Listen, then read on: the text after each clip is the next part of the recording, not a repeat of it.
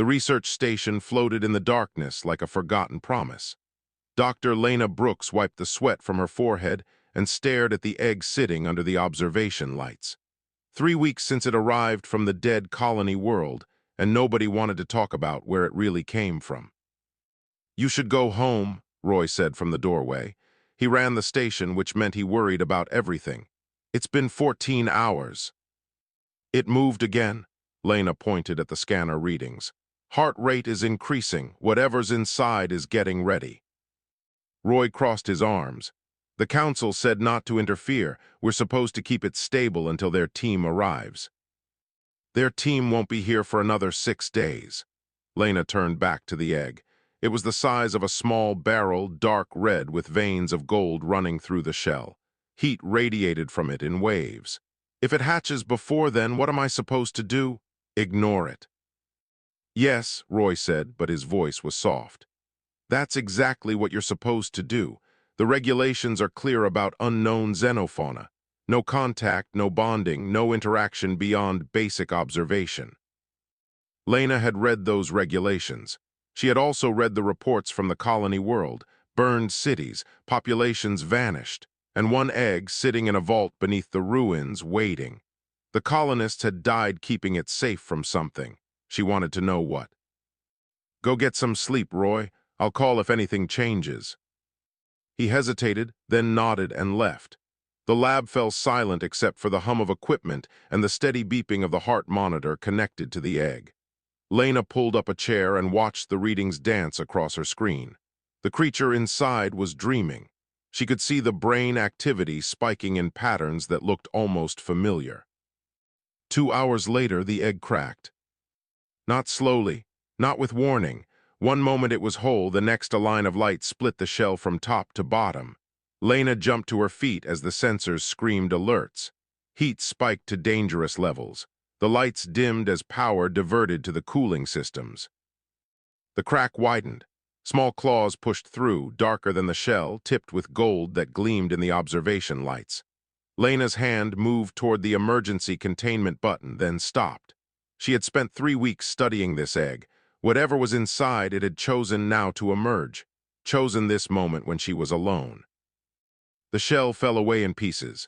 The creature inside unfurled like a flower opening to the sun. It was small, no bigger than a cat, with scales that shifted between crimson and deep purple.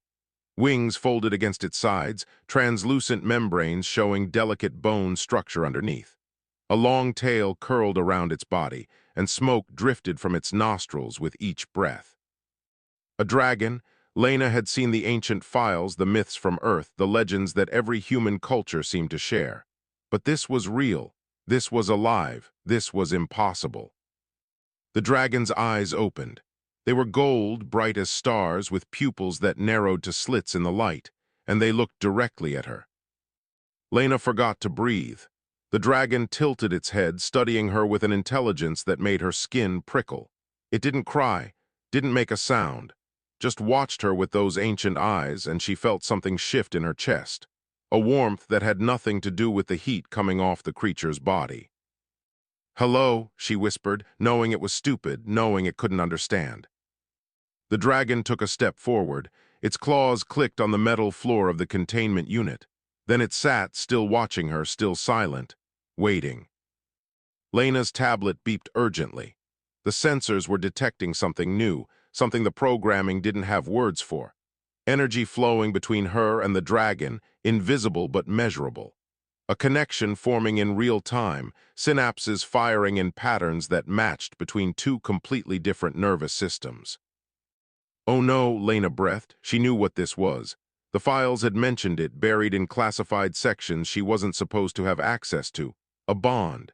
Dragons didn't just hatch, they chose, and this one had chosen her.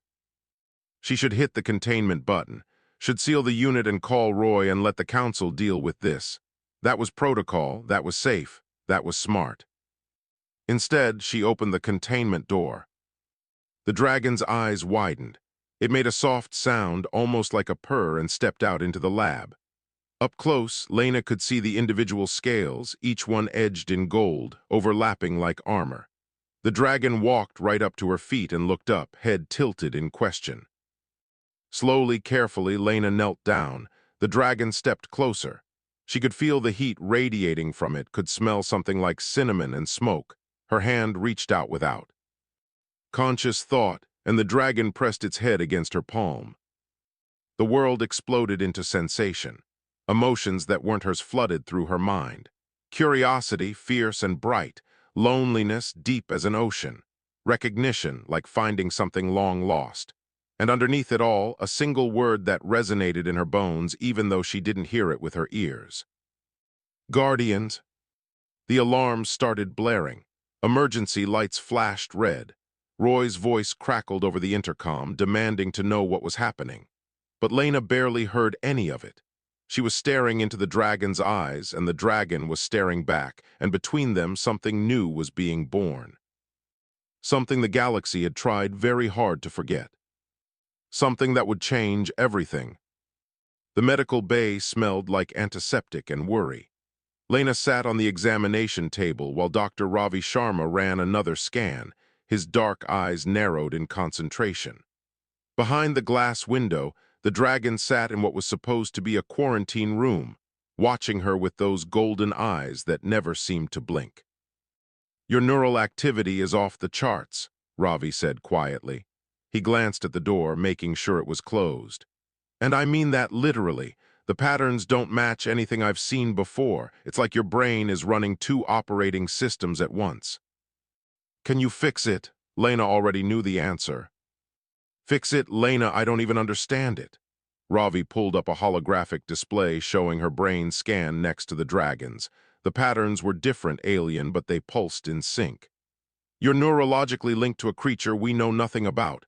The Council is sending representatives. They're not going to be happy."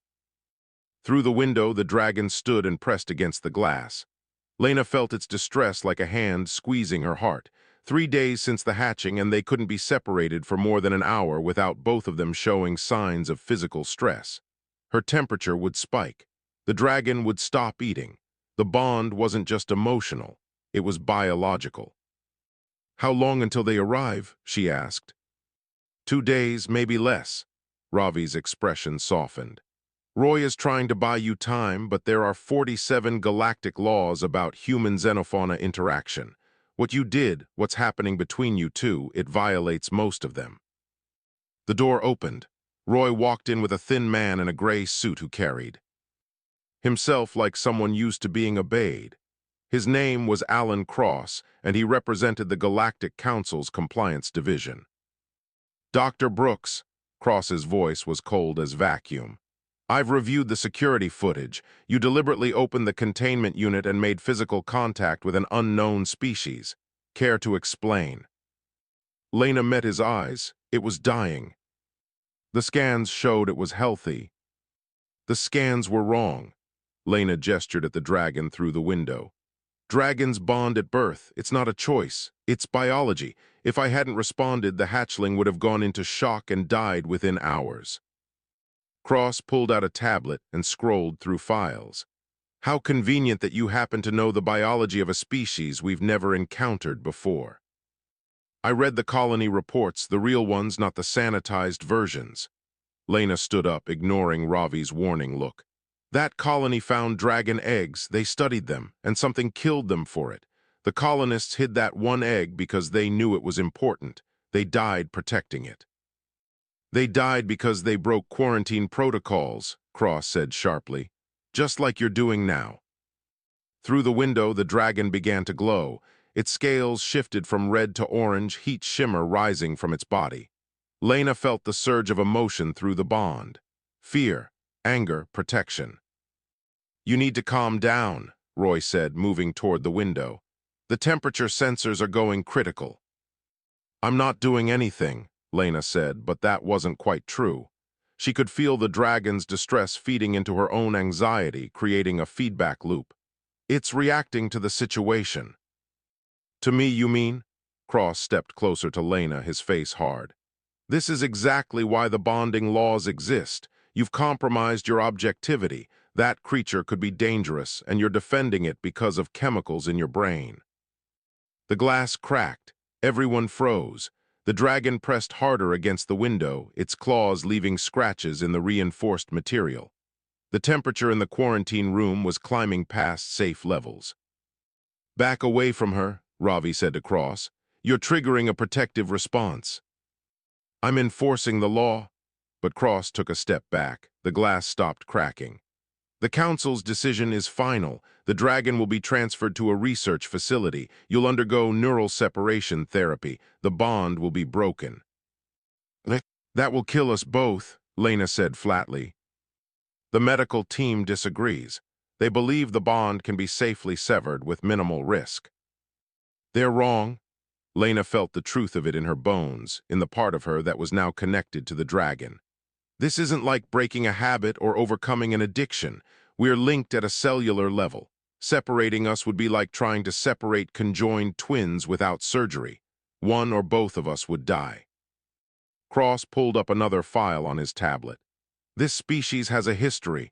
Dragons aren't new to the galaxy, Dr. Brooks. They're extinct because they were dangerous. They bonded with other species and manipulated them, used them as tools.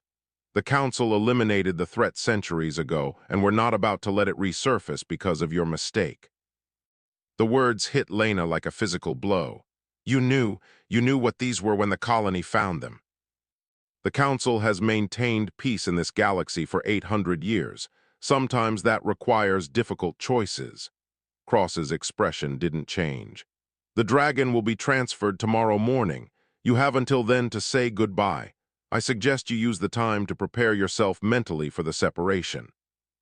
He left, the door hissed shut behind him. In the silence, Lena could hear the dragon's breathing through the glass, could feel its confusion and fear mixing with her own. "There has to be another way," Ravi said softly. Roy shook his head. "The Council doesn't give second chances. I've seen them shut down entire research stations for less." He looked at Lena. "I'm sorry I tried."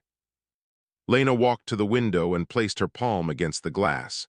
The dragon matched her movement on the other side, its smaller claws pressing against hers through the barrier. Through the bond, she felt something new, not fear, not anger. Determination.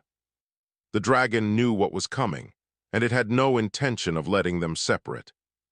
Neither did she. Midnight found Lena in the observation room with the dragon curled in her lap. Security had given up trying to keep them separated after the dragon burned through 3 reinforced doors. Roy had quietly reassigned the guards and pretended not to notice when Lena smuggled blankets and food into the lab. The dragon was bigger now. In 5 days it had grown from cat size to the size of a large dog. Its wings could spread wide enough to touch both walls of the room, but it still tucked itself against Lena like a child seeking comfort, warm breath ghosting across her arms. "Can you understand me?" Lena whispered. The dragon raised its head. Through the bond came a feeling that wasn't quite words but close, understanding, agreement, and something else pressing at the edges of her mind like a memory that didn't belong to her. Lena closed her eyes and stopped fighting it. The memory flooded in. Fire, cities burning beneath a sky filled with ships. The dragon's memory, except it wasn't this dragon. The perspective was higher, larger. An adult dragon, massive and terrible, breathing not flame but something else. Something that looked like reality itself taking solid form. Other dragons flew beside it. Dozens of them, hundreds, their scales gleaming in colors Lena had no names for. And below, on the ground, people ran, not in fear. Running with purpose, fighting alongside the dragons against something Lena couldn't see. Something that made the memory twist and blur at its edges. The silence. The word appeared in her mind like a drop of ink in water, spreading and staining everything it touched. The enemy, the end of all things, the reason dragons existed. The memory shifted. Dragon eggs, carefully hidden, protected, scattered across the galaxy in the hope that some would survive when the war was lost. This egg, her dragon, the last one. Lena opened her eyes, gasping. The dragon watched her with patient golden eyes, waiting for her to process what it had shown her. "You're not just a dragon," Lena said slowly. "You're a guardian. That's what your species was built to do, protect others." Warmth through the bond, confirmation. The dragon stood and walked to the window, looking out at the stars beyond the station. Lena followed and saw what it was seeing, not stars, gaps where stars should be, darkness spreading like a stain across space. It's still out there, Lena breathed. The silence, that's what killed the colony. The dragon's tail lashed once. Through the bond came a surge of information so intense Lena had to grip the window frame to stay standing. The colony had activated the egg's protective field. The silence had found them.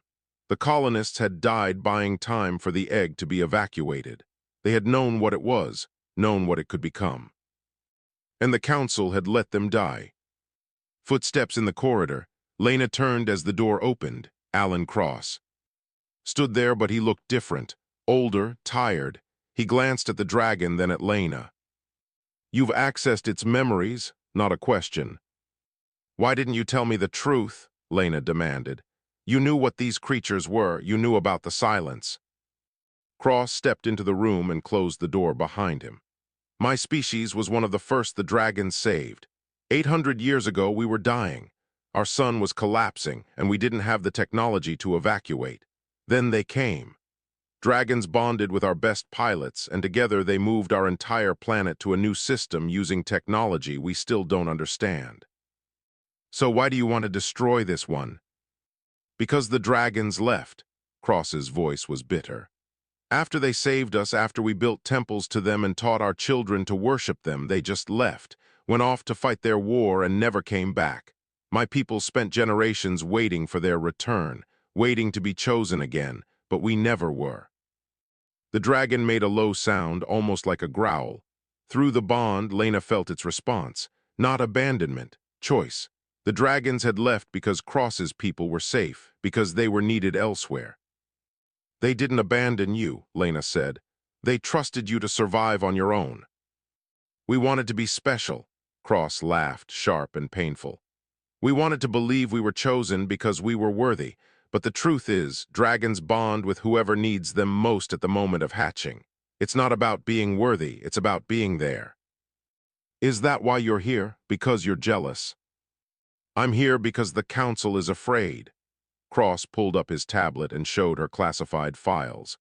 We've known about the silence for centuries. We've been running from it, hiding, hoping it would forget about us. The dragons were the only thing that could fight it, and we let them go extinct because it was easier than admitting we needed them. Lena stared at the files. Colony after colony gone, populations vanishing, and the council marking it as natural disasters, equipment failures, anything but the truth. How long do we have? She asked. The silence is 3 days from this station, maybe less. Cross met her eyes. That's why I came personally, not to take the dragon, to warn you. The council won't evacuate. They'll deny the silence exists until it's too late. But if you run now, take one of the research ships, you might make it to the outer colonies and leave everyone here to die. That dragon is a hatchling. It can't fight the silence. The best you can do is survive and hope it grows strong enough to matter someday. The dragon pressed against Lena's leg. Through the bond came a feeling of absolute certainty, not retreat, not survival, purpose. It wants to fight, Lena said. Then you're both fools. Cross turned to leave, then stopped. There are more eggs scattered across the dark zones. The silence has been collecting them. If you somehow survive, if you want to bring the dragons back, you'll need to find them. He left. Lena looked down at the dragon, now almost up to her waist in height, growing faster every day. Can we do this? She asked. The dragon's answer came not in words, but in flame, bright and fierce, lighting up the observation room like a star being born. The research vessel Wanderer had never been designed for combat. Its engines were built for long, slow journeys between survey points. Its hull was reinforced for radiation, not weapons fire. But it was the only ship Lena could access without going through official channels, and right now, official channels meant the council. This is a terrible plan, Sal said from the pilot's seat. The security officer had volunteered without hesitation when Lena explained the situation. Now she was running pre-flight checks while the dragon, nearly the size of a horse after just 1 week of life, curled in the cargo bay. I know, Lena admitted. She was studying the sensor data Roy had quietly transferred to her tablet before they left. The anomaly was closer now. Ships were disappearing on the edge of the system, vanishing without even time to send distress signals. I mean really terrible, Sal continued. We're taking a science vessel towards something that erases matter from existence. The dragon is barely old enough to fly, and our entire plan is to hope it can do what an entire species of adult dragons apparently failed to do. Ravi emerged from the medical bay, carrying emergency supplies. Actually, I think the plan is worse than that. From what I understand, the dragons didn't fail. They won. They just died doing it. That's not helping, Lena said, but she was smiling despite herself. These two had thrown away their careers, possibly their lives, to follow her into the dark. The least she could do was be honest with them. The dragons. Memories show that it takes multiple adults working together to fight the silence effectively. One hatchling shouldn't be able to do anything except maybe buy a few seconds. So why are we doing this? Sal asked. Through the bond, Lena felt the dragon's response. Not words, feelings, duty, purpose. The bone-deep certainty that running was worse than dying. She tried to explain it. Because someone has to try, because the council won't. Because if we run, the silence will just follow and more people will die. She looked at both of them. You can still leave, take an escape pod, I won't think less of you. Sal laughed and fired the engines. Oh, now she gives us the option, after we've already committed treason and stolen a research vessel. The Wanderer lifted off from the station's docking bay. Behind them, Roy's voice crackled over the comm. Good luck. The station is evacuating to the inner colonies. I told them it was a drill. A pause. Make it count. The comm cut off. They were on their own. It took 6 hours to reach the edge of the system where the disappearances had occurred. The space looked normal at first. Stars, asteroids, the usual debris field that marked the boundary between solar gravity and deep space. But the sensors told a different story. There's nothing there, Ravi said, staring at the readings. I mean literally nothing. No radiation, no particles, no quantum foam. It's like reality just stops. Lena felt the dragon move in the cargo bay. Its distress bled through the bond, making her hands shake. It's the silence. The dragon says we're seeing the edge of it. The edge, Sal checked her instruments. It's 3,000 kilometers across and growing. The dragon wanted out. Lena could feel its need to act, to fight, burning through the bond like fever. She opened the cargo bay doors. The dragon launched into space, its wings somehow finding purchase in vacuum. Around its body, a shimmer of energy formed, the same reality-bending power Lena had seen in the memories. It's creating an atmosphere around itself, Ravi breathed. Local physics manipulation, it's breathing space into existence. The dragon flew toward the silence. As it got closer, Lena could see what the sensors couldn't capture. The void wasn't empty. It was hungry. Reality itself was being consumed, pulled apart into nothing. And in that nothing, shapes moved, suggestions of form without substance. The dragon roared. The sound carried through vacuum, through the ship's hull, through Lena's bones, then it breathed. Fire erupted from its jaws, but calling it fire was like calling a star a candle. This was existence made manifest, reality so concentrated it became visible. The flame struck the silence and pushed it back. For a moment, space returned. Stars reappeared. Matter reasserted itself. Then the silence pushed back. The dragon screamed. Lena screamed with it, feeling the pain through the bond as something tried to unmake her partner. The flames flickered. The dragon was too young, too small. It couldn't maintain the output needed to hold back the void. We have to help it, Lena gasped, but she didn't know how. She wasn't the one with the power, she was just human. Through the pain, through the bond, came a feeling. A question, the dragon asking for permission. Permission for what? Lena asked aloud. The answer came with crystal clarity. The bond could go deeper, much deeper. If Lena opened herself completely, if she let the dragon in not just emotionally but mentally, they could merge. Her creativity, her imagination, her human ability to envision possibilities. combined with the dragon's power to make those possibilities real. "Do it," Lena said. "Do what?" Sal turned in her seat. "Lena, what are you talking about?" But Lena was already gone, diving into the bond with everything she had. The dragon met her halfway, and they crashed together like waves merging into ocean. Suddenly Lena could see through dragon eyes, could feel wings that were hers but not hers, could taste the fabric of reality on her tongue and know instinctively how to shape it. And the dragon could see through her eyes, think with her thoughts, understand concepts like hope and sacrifice and love. Together they turned back to the silence. Together they breathed. This time the fire didn't flicker. It roared across space like a tsunami of existence, pushing back the void kilometer by kilometer. The silence recoiled, surprised, regrouping. In the cargo bay of the Wanderer, Lena's body slumped in her seat. Her mind was elsewhere, flying on dragon wings, fighting a battle that shouldn't be possible to win. "Her vitals are dropping," Ravi said urgently. Sal gripped the controls. How long can she maintain this? Neither of them had an answer. In the void outside, human and dragon fought as one, holding back. The end of everything with nothing but will and fire. Lena woke up in the medical bay 3 hours later. Her head felt like it had been cracked open and put back together wrong. Through the bond, she could feel the dragon sleeping in the cargo hold, exhausted but alive. "You stopped breathing twice," Ravi said from beside her bed. His face was haggard. "Your brain activity flatlined for 40 seconds. I had to restart your heart." "Did it work?" Lena's voice came out as a croak. "Did we push it back?" "See for yourself." Sal appeared on her other side, holding up a tablet showing sensor data. The silence had retreated, pulling back from the system's edge. Not destroyed, just waiting. "We bought time," Sal said. "Maybe a week, maybe less. It's testing us now, figuring out what we can do."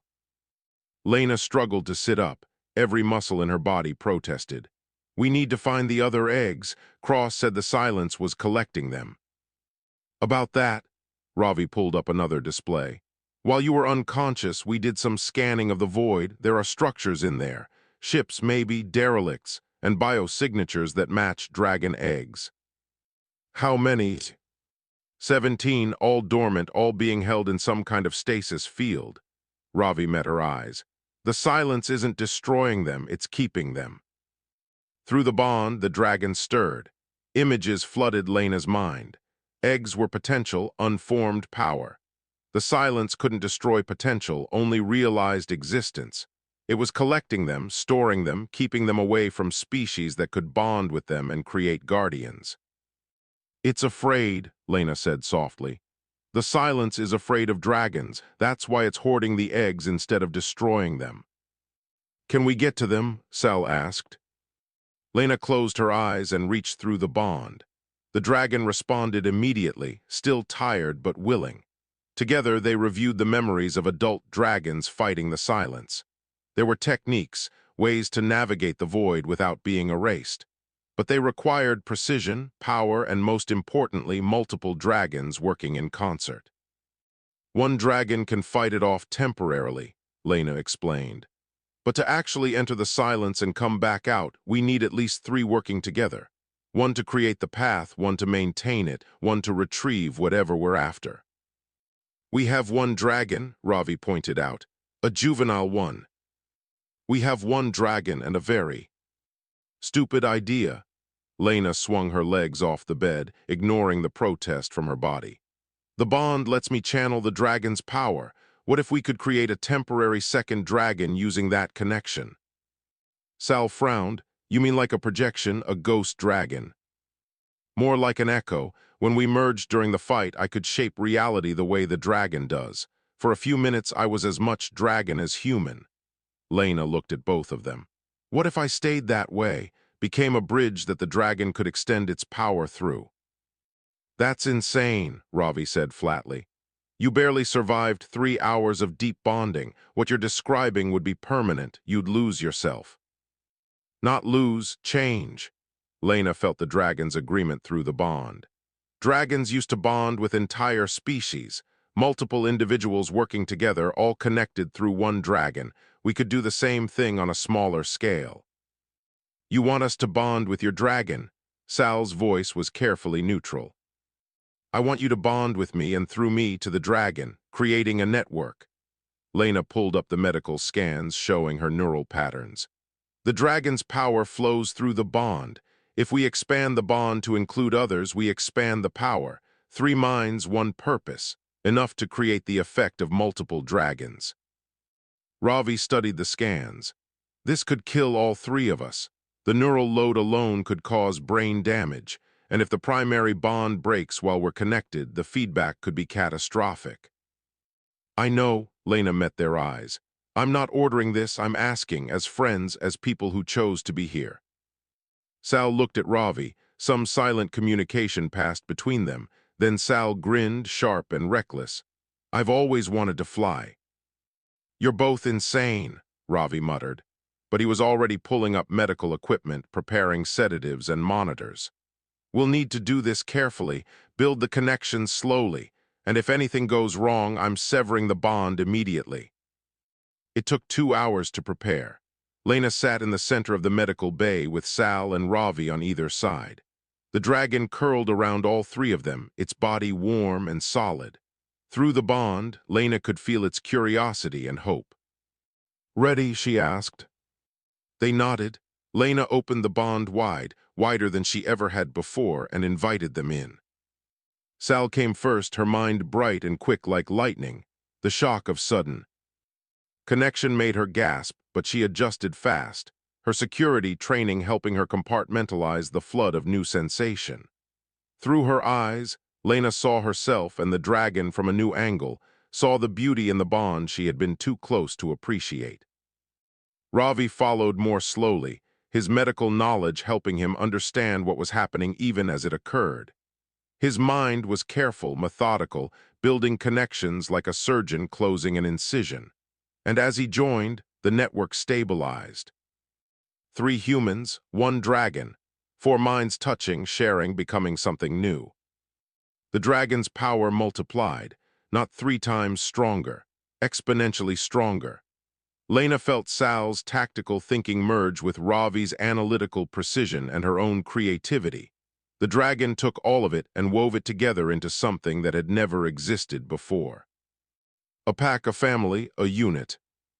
Oh, Sal breathed and Lena felt her wonder through the bond. Oh, this is what it's supposed to be. This is what they lost. The dragon's agreement rumbled through all of them. This was the old way. The way guardians were made.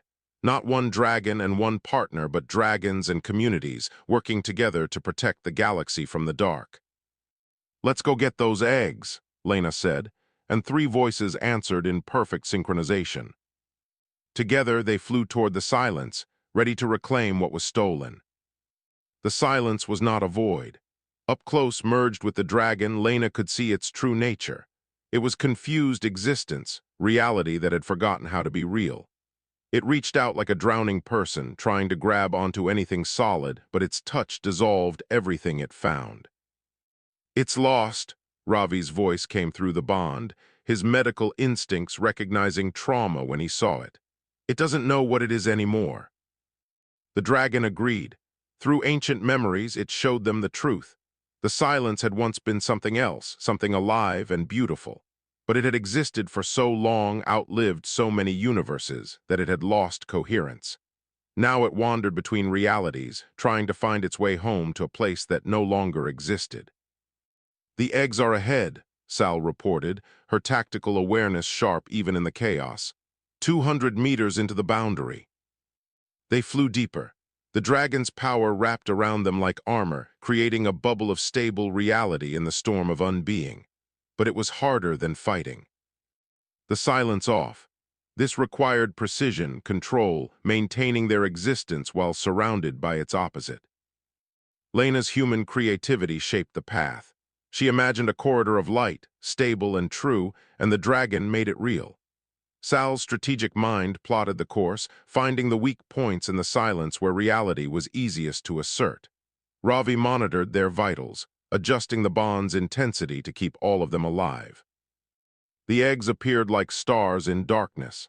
17 of them, held in impossible geometries, suspended in the space between existence and nothing. The silence had been keeping them safe in its own way, protecting them from a galaxy that had tried to exterminate their species. It saved them, Lena realized. It's been collecting eggs from dead worlds, keeping them in stasis. It's not the enemy, it's been trying to help. The dragon's grief flooded the bond. The war, the centuries of fighting, all of it based on misunderstanding.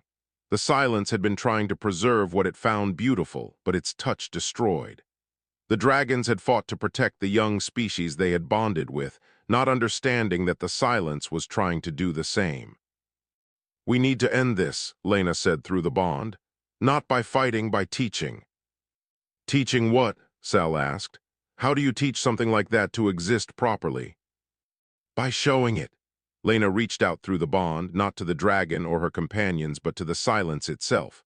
She opened her mind and shared her memories. Earth, blue skies and green grass, her parents teaching her to ride a bike. The first time she looked through a telescope and saw the rings of Saturn, coffee in the morning, rain on windows, the smell of old books.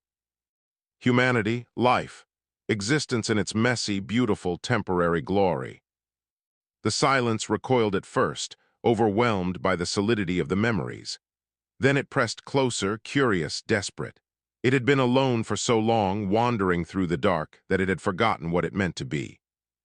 The dragon added its own memories, flying with its parent, scales gleaming in the light of a dying sun, the joy of bonding, of finding purpose, the satisfaction of protecting others, the bittersweet beauty of sacrifice. Ravi shared the precision of medicine, the careful balance of chemistry and biology that made life possible, the elegant complexity of cells dividing, hearts beating, thoughts forming. Sal shared the thrill of connection, of choosing to stand beside others not because you must, but because you want to. The strength that came from community, from trust, from love. And the silence understood. It didn't happen all at once, but slowly, carefully, the silence began to remember how to be. It pulled itself together, drawing its scattered existence into something coherent. Not solid, not like matter, but present, real. The eggs began to glow. The silence was releasing them, gently, apologetically. Lena and her companions gathered them carefully, the dragon creating stasis fields to keep them safe. 17 chances, 17 potential guardians. "We need to get them somewhere safe," Ravi said. "Somewhere they can hatch." "The station," Sal suggested. "If we broadcast what happened here, if we show the galaxy the truth, they can't ignore it anymore." But Lena was looking at the silence, at the shape it was becoming. It was forming itself into something like a dragon, mimicking what it saw in their memories. Not quite right, too large, too strange, but recognizable. A child learning by imitation. "It wants to help," Lena said softly. "It's been alone for eons, and now it's found others who can communicate with it. It wants to stay."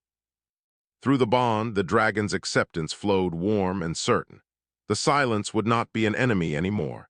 It would be a protector, watching the spaces between stars, keeping the young species safe in its own way.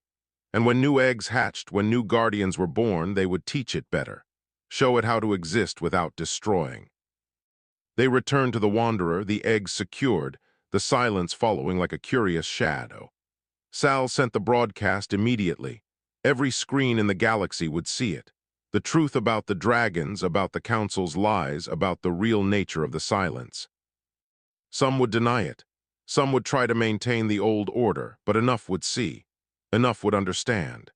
And when the eggs hatched, when 17 baby dragons opened their eyes and looked for humans to bond with, the galaxy would be ready. "What happens now?" Ravi asked as they set course back to the station. Lena looked at the eggs, feeling the potential in each one. 17 dragons, 17 chances to build something better. A galaxy where different species work together not because they had to, but because they chose to. Where ancient powers and young civilizations met as equals. Where guardians protected not through dominance, but through partnership. "Now," she said, feeling the dragon's warmth through the bond, feeling Sal and Ravi's steady presence beside her. "We start over. We do it right this time. The baby dragon had not cried when it was born. It had locked eyes with a human and chosen hope over fear, connection over isolation, love over law. And that choice had changed everything.